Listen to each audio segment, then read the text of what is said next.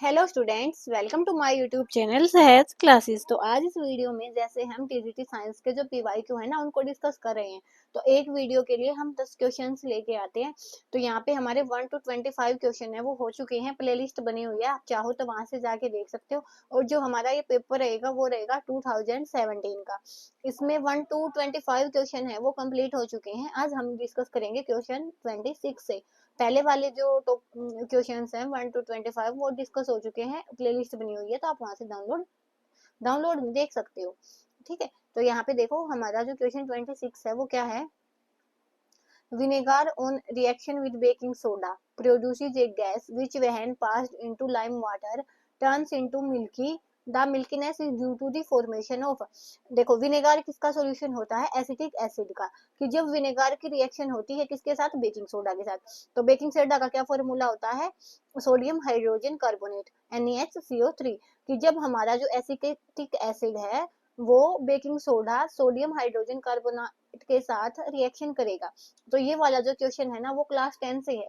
तो देखो क्लास 10 से भी मोस्ट ऑफ क्वेश्चन आता है, 11 12 का आता है, ये बात सही है। लेकिन पहले आप 6 to जो 10 है वो उस सिलेबस को अच्छे से पढ़ो।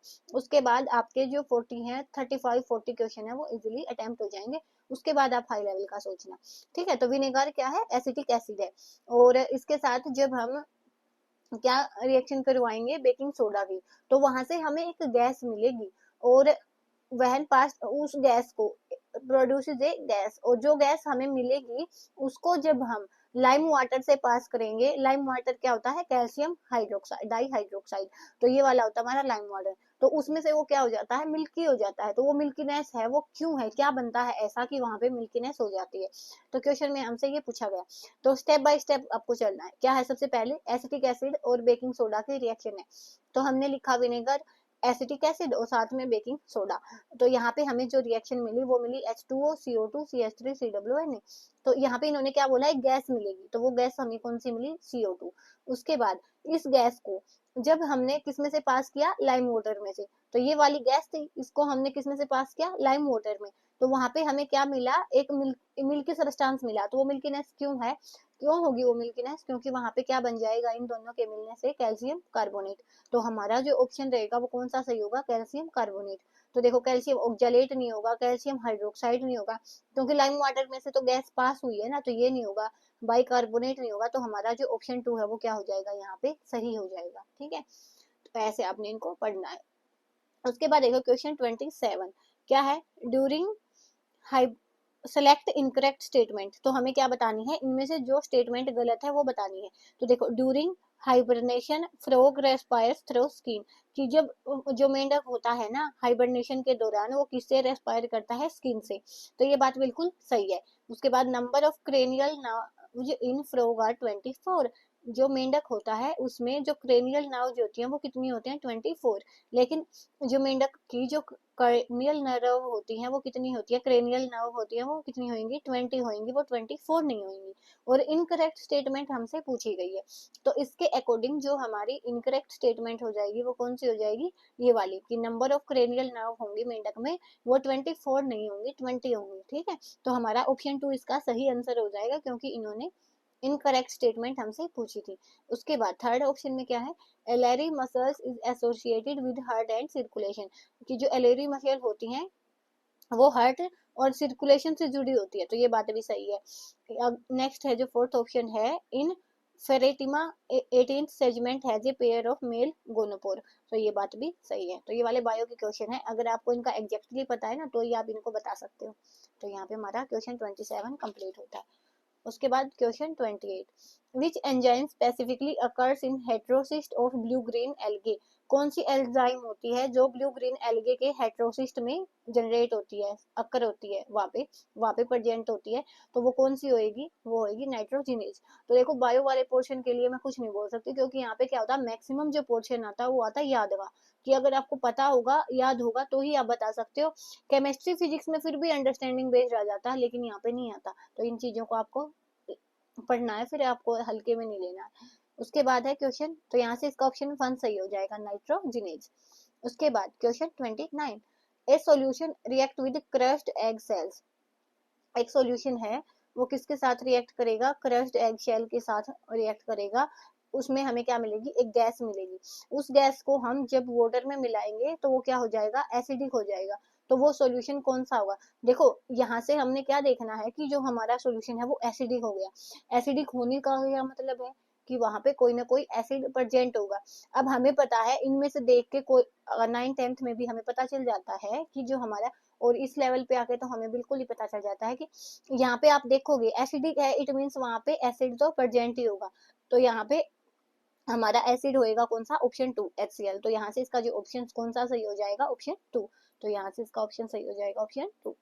उसके बाद question 30, a system undergoes a change in which the work done by the system equals the decrease in its energy, internal energy, the system must have undergone n। तो ये वाला जो क्वेश्चन है ये रहेगा आपका थर्मोडाइनेमिक्स का। तो ये आपकी क्लास 11th की यूनिट है थर्मोडाइनेमिक्स। तो क्या क्वेश्चन पूछा गया हमसे, कोई भी सिस्टम है उसमें क्या होता है, चेंज होता है। जितना वर्क डन, अगर कोई भी सिस्टम है वो काम करेगा, work done by the system होगा तो उसकी एनर्जी डिक्रीज होगी। तो ये वाली चीज अगर आपने थर्मोडायनेमिक्स पढ़ी है तो आपको पता होगा क्या कि जब हम सिस्टम पे वर्क करते हैं तो वर्क डन हमारा क्या होता है, पॉजिटिव होता है। और अगर सिस्टम वर्क करता है सराउंडिंग पे तो जो हमारा वर्क डन है वो नेगेटिव होता है। ठीक है, तो ये वाली चीज आपने यहाँ से देखनी है। और इन्होंने क्या पूछा है कि ए सिस्टम ऐसा सिस्टम है कि जितना सिस्टम ने वर्क किया ना उतना ही क्या है उसकी इंटरनल एनर्जी में डिक्रीज हो रहा है। तो मतलब वर्क डन और इंटरनल एनर्जी में डिक्रीज है वो क्या हो रहा है, इक्वल है, कि जितना वर्क डन सिस्टम ने किया उतनी ही उसकी इंटरनल एनर्जी कम हो रही है। तो इसका मतलब हमारे पास जो सिस्टम है वो कैसा होगा। तो यहाँ से देखो आइसोथर्मल चेंज, यहाँ पे देखो टेम्परेचर का तो कुछ बोला ही नहीं गया है, आइसोथर्मल होता है जब टेम्परेचर चेंज कांस्टेंट हो। उसके बाद यहाँ पे आइसोकोरिक चेंज, आइसोकोरिक मीन्स यहाँ पे वॉल्यूम का भी कुछ रोल नहीं दिया गया तो ये भी नहीं होगा। आइसोबारिक मीन्स यहाँ पे प्रेशर होगा तो प्रेशर का भी कुछ खास यहाँ पे डिस्कस नहीं किया गया। तो यहाँ पे क्या होगा, हीट का डिस्कस किया है ना, वर्क डन, इंटरनल एनर्जी का। तो ये वाली जो कंडीशन होगी किसकी होगी, एडियाबेटिक चेंज की होगी, कि जब सिस्टम जितना काम करेगा उतनी ही एनर्जी हमारी डिक्रीज होगी तो वो क्या कहलाएगा, एडियाबेटिक चेंज। तो इसका जो ऑप्शन सही होगा वो होगा ऑप्शन 3। उसके बाद देखो question 31, which one of following group do not have madreporite. ये फिर बायो का क्वेश्चन है और फिर एग्जैक्ट अगर आपको पता है तो आप लगा सकते हो कि कौन सा ग्रुप होगा इनमें से जिसमें से मेड्रेपोराइट नहीं होता। तो यहाँ पे देखो मेड्रेपोराइट किस में नहीं होता, क्राइनोइडिड में नहीं होता, एस्ट्रोइडिया में भी होता है, इक्नोइडिया में भी होता है और होलोथुरोइडिया में भी होता है। किस में नहीं होता, क्राइनोइडिया में नहीं होता। तो यहाँ पे ये आएगा। ठीक है, तो इसमें नहीं आता तो यहाँ से हमारा ऑप्शन 3 है वो सही हो जाएगा। उसके बाद question 32, for projectile motion the correct relation between maximum height H and range R is. हमें बतानी है प्रोजेक्टाइल मोशन के लिए जिस किस के बीच में रिलेशन बतानी है, हाइट के बीच में और रेंज के बीच में। थीटा वहां पे एंगल दिया गया है। तो आप देखो ये वाला जो क्वेश्चन रहेगा ये आपका है सिंपल हार्मोनिक ऑसिलेटर से। तो अगर ये भी वही बात है, अगर आपने वो वाला टॉपिक पढ़ा है तो फॉर्मूले बेस्ड है ये, इसमें तो समझाने की कोई बात नहीं है ना। तो फॉर्मूला है, अगर आपको पता है तो वहां पे आप इसको इजिली कर पाओगे। तो यहाँ पे क्या होगा, फॉर्मूला होता है ये वाला, आर की वैल्यू क्या होती है 4h cos थीटा। पीवाईक्यू का मतलब क्या है कि क्या पता नेक्स्ट वाले जो एग्जाम आए उसमें पूछ ले कि आर की वैल्यू दी हो, हमें थीटा की वैल्यू दी हो, एच की बता दो, एच की दी हो, आर की दी हो, थीटा की बता दो। तो एक बार थोड़ा सा नजर है इसमें घुमा लेनी चाहिए, लेकिन सबसे पहले आपने एनसीईआरटी सिलेबस करना है, पहले से ही पीवाईक्यू पे मत बैठना। ठीक है, ये मेरी आपको जेन्युइन सलाह है। तो यहाँ पे हमारा ऑप्शन 2 है वो सही हो जाएगा। उसके बाद है question 33, which of following processes are application of neutralization reaction. तो ये वाला जो क्वेश्चन है वो आपका 10th क्लास का है, केमिस्ट्री का है।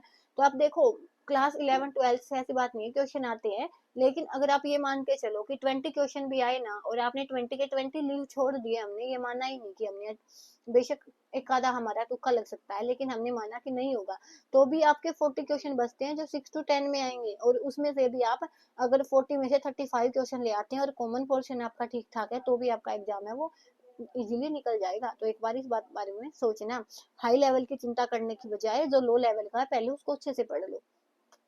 विच ऑफ फॉलोइंग, तो न्यूट्रलाइजेशन रिएक्शन है उसके जो हमें स्टेप बताने हैं कि कौन सा सही होगा। तो ये आपका क्लास 10th का क्वेश्चन है। Applying moist baking soda on insect bite. तो देखो इंसेक्ट जब हमें काटती है तो वो क्या वहां पे क्या करती है, एसिड को रिलीज करती है। और जब हम उस पे बेस लगाते हैं, हमें पेन होता है ना, जब हम उस पे बेस लगाएंगे तो वो एसिड बेस है वो आपस में क्या हो जाएगा, न्यूट्रलाइज हो जाएगा। तो ये वाली बात तो सही है कि ये किसका एग्जाम्पल है, न्यूट्रलाइजेशन रिएक्शन का। उसके बाद सेकंड, एडिंग क्विक लाइम इन दी एसिडिक सोइल। देखो सोइल में क्या होता है, जब हमारी सोइल में एसिड की अमाउंट ज्यादा होती है, तो जब हम फार्मर होते हैं वो खाद वगैरह नहीं डालते, तो वो क्या करते हैं उसमें बेस ऐड करते हैं ताकि एसिड बेस है वो न्यूट्रलाइज हो जाए। तो ये वाली भी हमारी एग्जांपल है। उसके बाद अप्लाइंग बर्नोल ऑन बर्न वांग, कि जब हमारा घाव होता है जलने वाले का, तो वहां जल जाता है कहीं से, तो वहां पे हम बर्नोल लगाते हैं। तो यहाँ पे तो कोई एसिड बेस रिएक्शन नहीं होती, इसका मतलब ये वाला गलत है। Brushing teeth with the toothpaste, तो ये वाली बात भी सही है, टूथपेस्ट बेसिक होती है और जो हमारे टीथ में जो भी एसिड वगैरह जनरेट होते हैं तो ये आपस में क्या हो जाते हैं, न्यूट्रलाइज हो जाते हैं। तो ये वाली भी चीज सही है। तो यहाँ पे हमें क्या बताना था, न्यूट्रलाइजेशन रिएक्शन किस किस में होती है, तो 1, 2 और 4th में होती है, 3rd में नहीं होती। तो अगर आपको ये पता होता, बाई चांस मैं सोचो आपको ये पता है कि अपना ये वाली जो है ना न्यूट्रलाइजेशन नहीं होती, तो इससे ये ऑप्शन गया, ये ऑप्शन गया। उसके बाद इसका पता है कि ये सही है, तो इससे हमारा जो ऑप्शन 4 है वो राइट हो जाएगा। कई बार एलिमिनेशन टेक्निक भी बहुत काम आ जाती है क्वेश्चन को सोल्व करने में। उसके बाद है question 2034, match list 1 with list 2 and select the correct answer by using the codes given below. तो यहाँ पे हमें बताना है, इसको इससे मैच करना है, तो कौन से में कौन सा एसिड है वो हमें यहाँ पे बताना है। यहाँ पे हमें एसिड के नेम दिए गए हैं, यहाँ पे हमें ये दिया गया कि हमें ये कहाँ से मिलता है। तो यहाँ पे देखो हमें पता होता है कि लैक्टिक एसिड हमें किससे मिलता है, कर्ड से मिलता है, तो ए का क्या आएगा 2, तो ए का 2 तो सब में दिया गया है। उसके बाद क्या है कि ऑक्जेलिक एसिड, ऑक्जेलिक एसिड हमें कहाँ से मिलता है, स्पिनच से, तो इसका आएगा बी। तो बी का 3 देखो कहाँ पे दिया गया है, तो यहाँ पे 1 में दिया गया और 4th में दिया गया है। उसके बाद एस्कॉर्बिक एसिड, एस्कॉर्बिक एसिड कहाँ पे मिलता, कहाँ से मिलता है हमें, इंडियन गूजबेरी आंवला से मिलता है, तो सी का क्या, 4th का आएगा सी, तो सी का क्या आया 4th। और उसके बाद मैलिक एसिड कहाँ पे होता है, एप्पल में, तो ये वाला हो जाएगा इसका, तो इसके लिए हमारा क्या हो जाएगा, ऑप्शन 4 है वो करेक्ट हो जाएगा। तो ऐसे आपने इनको सोल्व करना है। उसके बाद question 35, which of following term is not used for describing the megasporangium. तो बायो के अब तक भी जितने क्वेश्चन आए हैं ना, हमारे 35 क्वेश्चन हो चुके हैं, सबके सब क्वेश्चन में क्या दिक्कत है कि वो डाटा मतलब फिक्स्ड होते हैं, वो उनमें समझ नहीं होती, सिंपल क्वेश्चन होते हैं वो। तो यहाँ पे हमें क्या पूछा है कि कौन सी टर्म है वो इनमें से यूज नहीं होती मेगास्पोरेंजियम को डिस्क्राइब करने के लिए। तो हीलियम भी होती है, माइक्रोपाइल भी होती है, न्यूक्लियस भी होती है, और यहाँ पे क्या नहीं होती, पोलर न्यूक्लियाई जो टर्म है वो स्पोरेंजियम को डिस्क्राइब करने के लिए यूज नहीं होती। तो इसी के साथ जो हमारे आज के 10 क्वेश्चन थे वो कंप्लीट होते हैं। नेक्स्ट वीडियो में हम मिलेंगे इसके नेक्स्ट 10 क्वेश्चन के साथ, तब तक के लिए धन्यवाद, thanks for watching my video. अगर वीडियो पसंद आई ना आपको, तो ये लाइक कर दिया करो, साथ में एक छोटा सा कमेंट, ताकि मोटिवेशन मिले कंटिन्यूसली, क्योंकि बहुत मेहनत लगती है इनको लिखने में और बाद में फिर आपको समझाने में। तो thanks for watching my video, मिलते हैं नेक्स्ट वीडियो में।